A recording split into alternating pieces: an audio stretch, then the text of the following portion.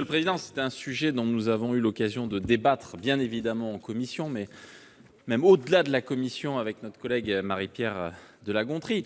Je souscris à l'importance de ce sujet, moi qui viens d'un département touristique.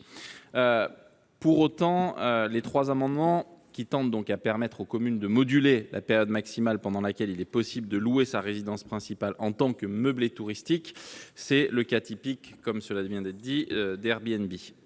Le minimum prévu par les trois amendements est respectivement de 30, 60 et 90 jours, dans la limite fixée de 120 jours. La législation actuellement est complexe, même si nous avons eu l'occasion de le dire en commission des lois.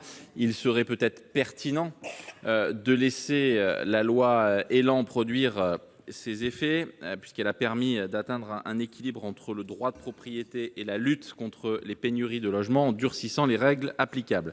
Tous les décrets d'application n'ont pas encore été pris et il semble un petit peu tôt pour modifier ce dispositif, quand bien même j'entends les arguments qui ont été évoqués. S'agissant de la question de la QPC et du droit de propriété, chers collègues, j'ai envie de dire qu'il y a forcément une atteinte au droit de propriété, puisque vous limitez la faculté de percevoir des revenus immobiliers.